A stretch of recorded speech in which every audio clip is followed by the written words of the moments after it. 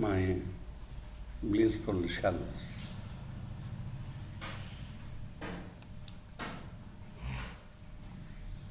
Today, let us know in brief about spiritual practice. Generally, the people listen to spiritual principles for a longer time, but there will be no progress at all. Why? This is because they don't reason it out about whatever they have listened personally. So, whatever we listen, we have to reflect about it. And if we don't reflect about it, so it will be no use by listening the spiritual principles throughout our life, and there will be no progress at all in spiritual practice. So usually the Subhashitakaras explain Yashanasti Swayam Prajna Shastram Tasya Karoti Kim. Those who have no power of reason, so there will be no use at all simply by listening to the spiritual principles. So, the Saint Yajnavalkya explains about the self to his wife Maitra Devi. He explains like this: Maitra, you listen about the self that has been explained by the preceptor, and you don't remember, you don't forget whatever you have listened by the preceptor. You listen about the self in such a way that you don't forget it any time.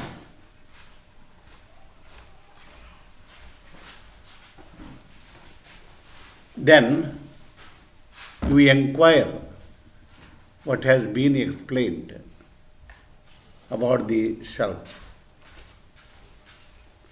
and you only accept that which is experienced by you. Then you reflect about whatever you have listened, and later you stand still in it. You give up those which are known by you,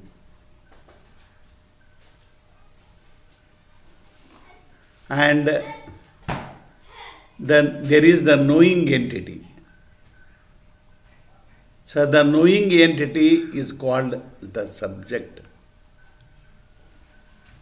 and the things which have been known are the objects.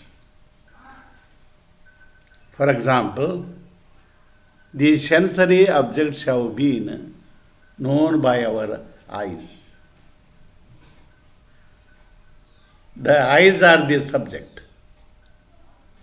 and the sensory objects are the known. In the same way, the eyes are known by the optic nerves behind the eyes. So the optic nerves are the knower, and the eyes are the known. In turn, the optic nerves are known by the nerve center in the brain. So the nerve centers in the brain are the knowers, and the optic nerves are the known.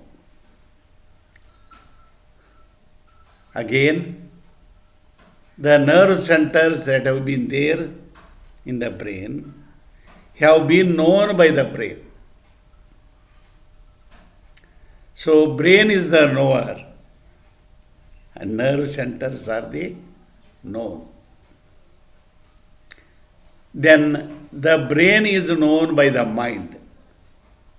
So mind is the knower and brain is the known. Again, the mind is known by the self or the Atman. And Atman is the knower and the mind is the known. So in this way, we have to give up all the known. So the self is the ultimate knower and the sensory objects are the known.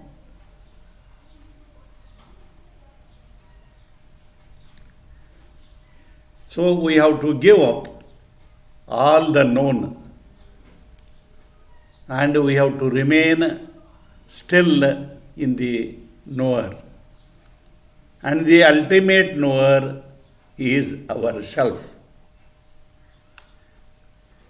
Later, what we have to do is we have to meditate on the self or the so-called the ultimate knower. And finally, we stand still in it. Then we will be liberated by all the unhappiness.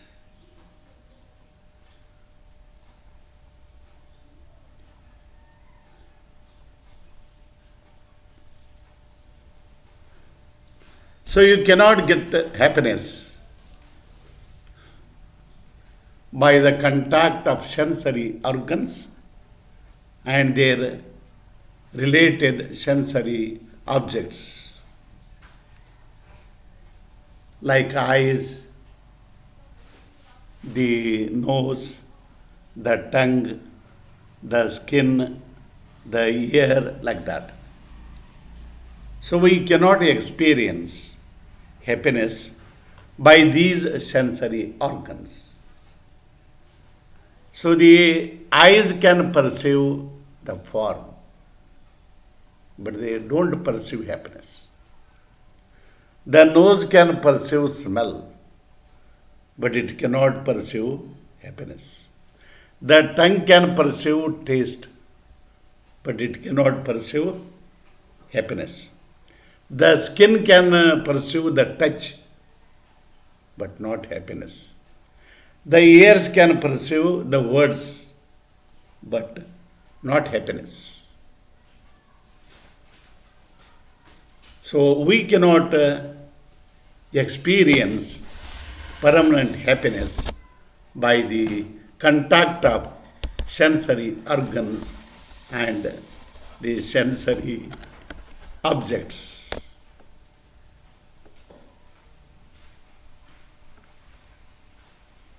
So to experience the permanent happiness, so we have to remain still in our ultimate knower, the self, that is by intuition.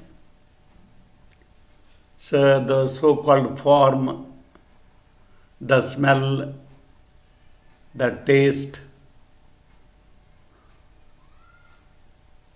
and again the words, they have not told us that they are the givers of happiness.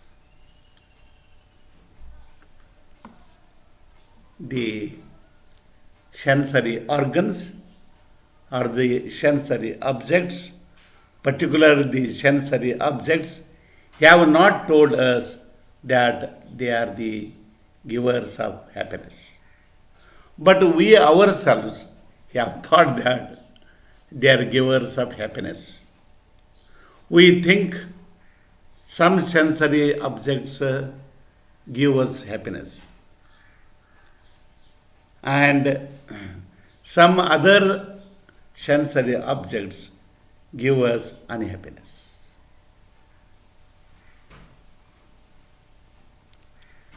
Later, we like the sensory objects which we have thought that they are the givers of happiness.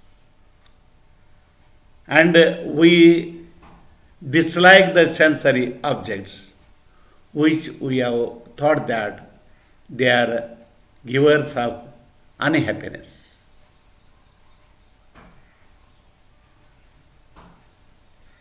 So, happiness is there in our calm mind. When the mind is calm, so there is happiness. And when the mind is agitated, there is unhappiness.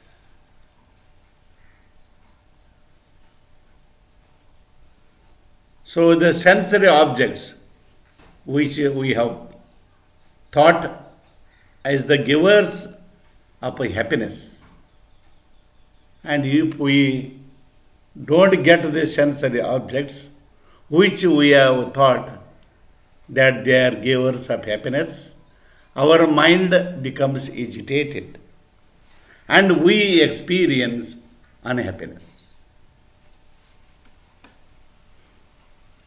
And if the sensory objects which we have thought that they are not in a position to give happiness, so when they don't go away from us, then our mind becomes agitated and we experience unhappiness. And if we get the sensory objects which we have thought that they are givers of happiness, our mind becomes calm. And in that calm mind, our self is reflected, and that is happiness is reflected and experienced. And if the sensory objects which we have thought as the givers of unhappiness, if they go away, then our mind becomes calm. And in that calm mind, the happiness of our self only is reflected and it has been experienced.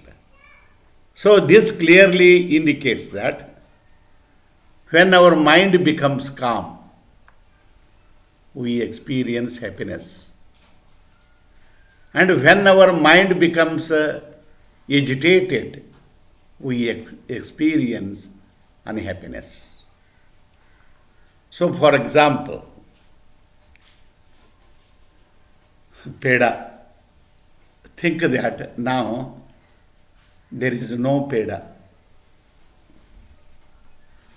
and our mind becomes agitated because we will have a desire to enjoy the peda. And our mind desires the peda. When it desires the peda, it becomes agitated and unhappiness has been experienced. And if so, the desire is there to enjoy the peda, and the mind has become agitated, and we experience unhappiness. But the other hand, the other person is sleeping, and there is no peda to him also, but he is experiencing happiness. because the mind is calm. And in that calm mind, our self, that is of the nature of happiness, has been reflected and it has been experienced. So, this is the case when there is no peda. Think, we get the peda. A person has been in a position to get the peda. So, when he gets the peda, the mind becomes calm. And in that calm mind, the happiness of our true self has been reflected and experienced. Later, a very unpleasant message has been informed. One of his relative has been dead. Though the sensory object, the peda is on our tongue, but our mind becomes agitated and we experience unhappiness. So, this clearly indicates that. So, there is happiness when our mind becomes calm, and there is unhappiness because our mind becomes agitated. So, if we have to experience permanent happiness, what we have to do? We have to make our mind calm. That's all. If we make our mind calm, so we will experience happiness. But we have thought that happiness is in sensory enjoyment.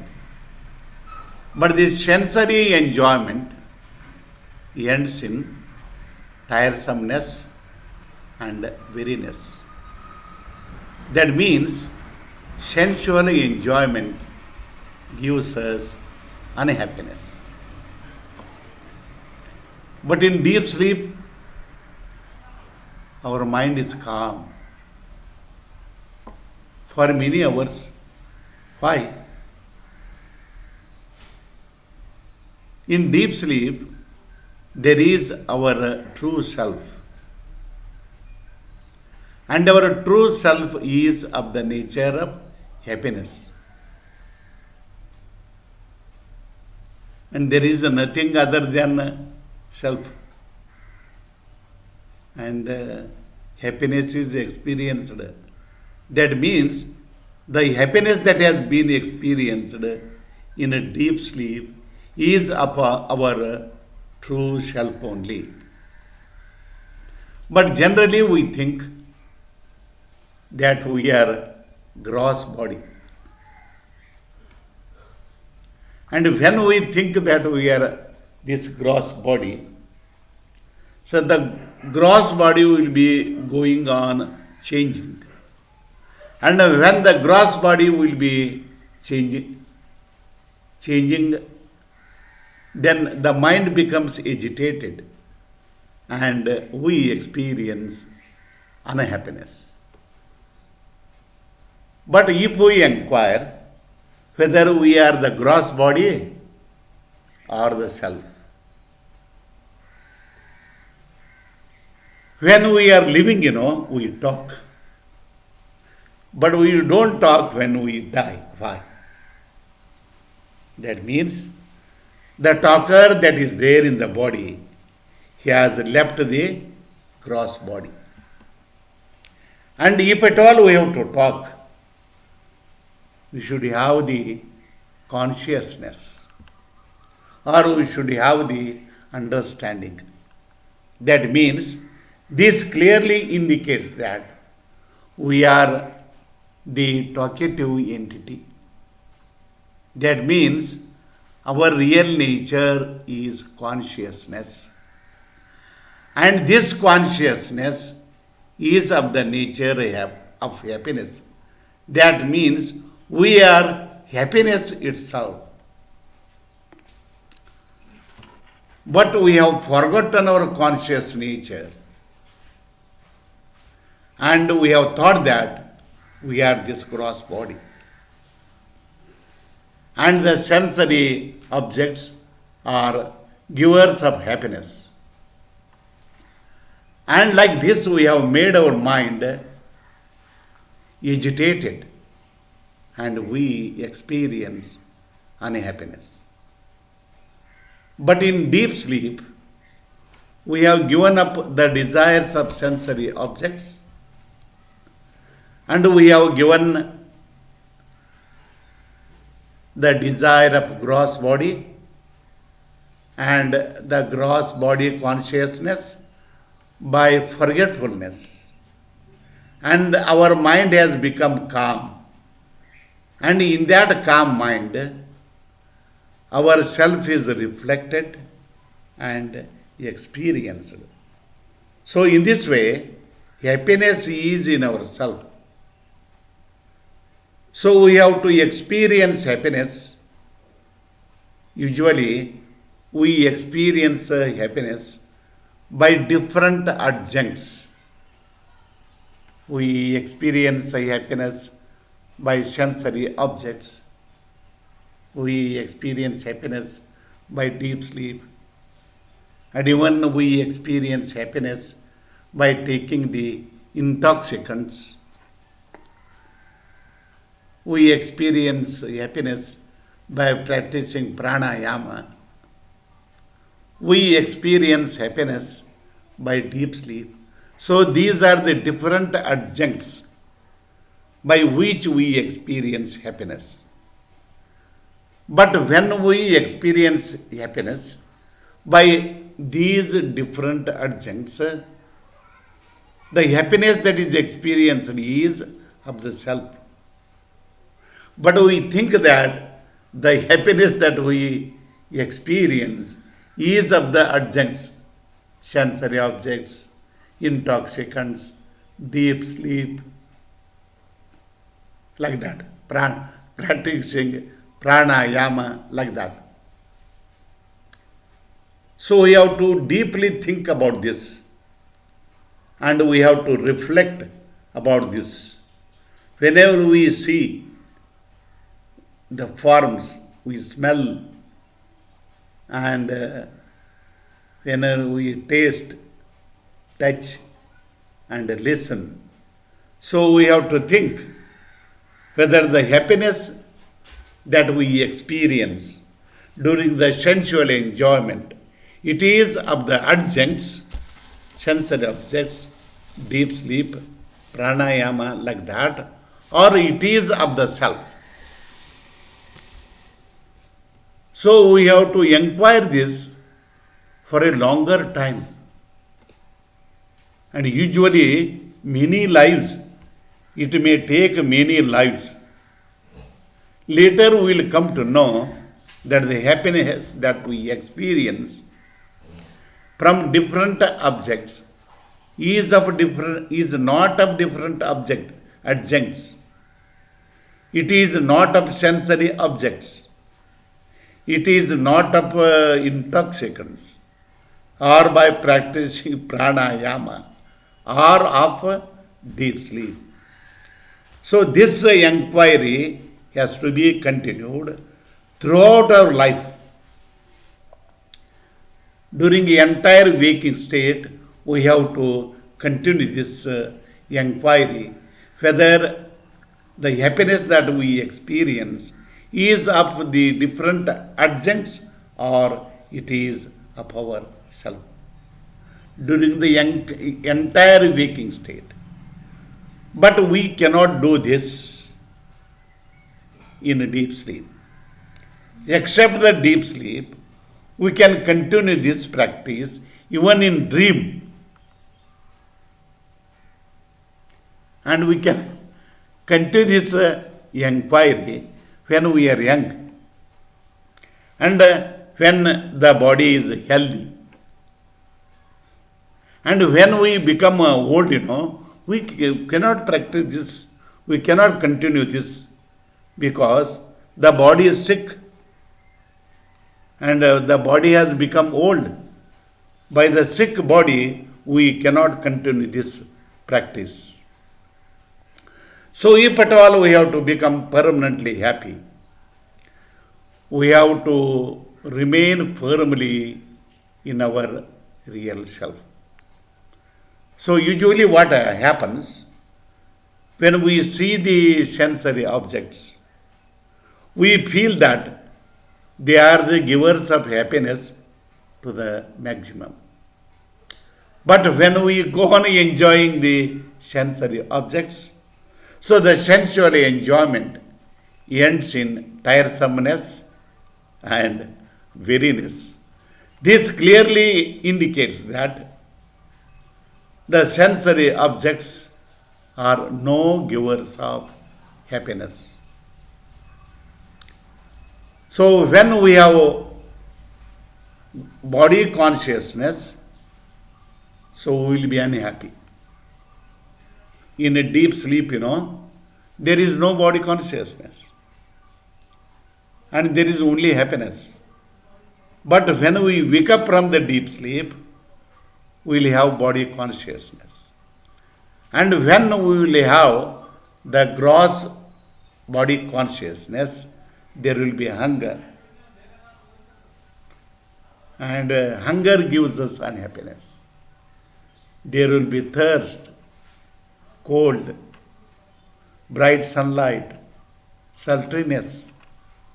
All these give unhappiness. There will be insult. There will be disease to the body. And there will be old age. We cannot see any forms. We cannot hear any words. We cannot balance our gross body. We cannot remember anything like that. During old age also there is unhappiness. And even in old age, we will have the maximum desire to enjoy the sensual enjoyment. So to eat the tasty things many times. But whatever he will be in a position to eat, it cannot be digested in old age. So that also will be in a position to give unhappiness to us. And lastly, there will be the fear of death. How I have to leave this gross body by giving up all the relatives like that.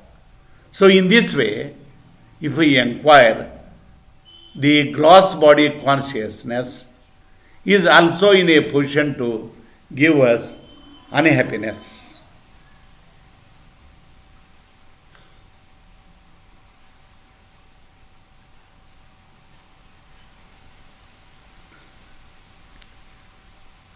So usually we have thought that the happiness is in the sensory objects.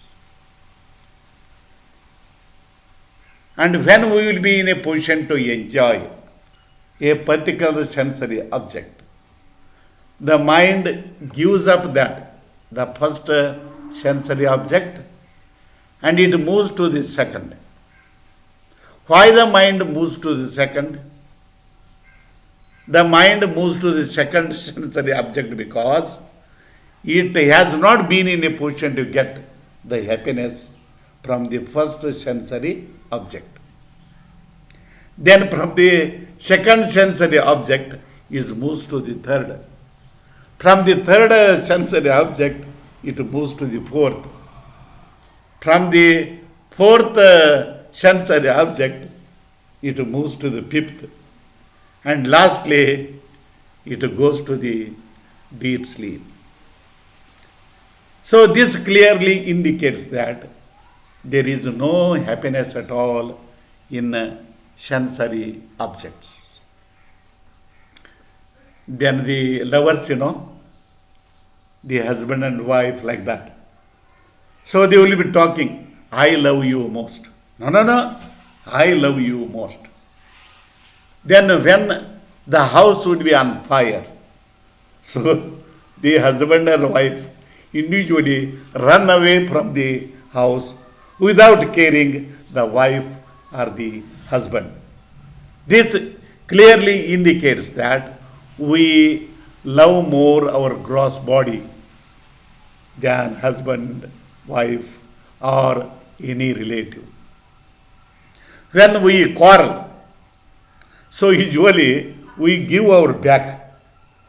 If at all they will be in a position to beat, let them beat the back and it will be cured soon. But we try to save our eyes, sensory organs. We don't give the eyes, you take out these eyes like that. Because we love more the sensory organs than our gross body. When the eyes will be diseased by cancer, what one does? You remove the eyes. Even if I can lose my eyes, but let me live. So the person will be in a position to give up the sensory organs, and he tries to live. But if there will be a very severe disease like cancer, and man will be in a position to ready to give his life, and he gives his life, and he thinks that there is happiness after giving the gross body or the life concerned, but then there remains the subtle body. The unhappiness will be experienced in the subtle body. And if the subtle body will be there, the subtle body will be taking innumerable births, innumerable lives, and in all those births or the lives, wherever the body is there is unhappiness. And we will be in a position to experience continuous unhappiness in all these lives. So we will be unhappy by taking birth, many gross bodies, one after the other, and there will be no happiness at all. We will be permanently happy when we destroy the subtle body. And the subtle body can be destroyed by only discrimination.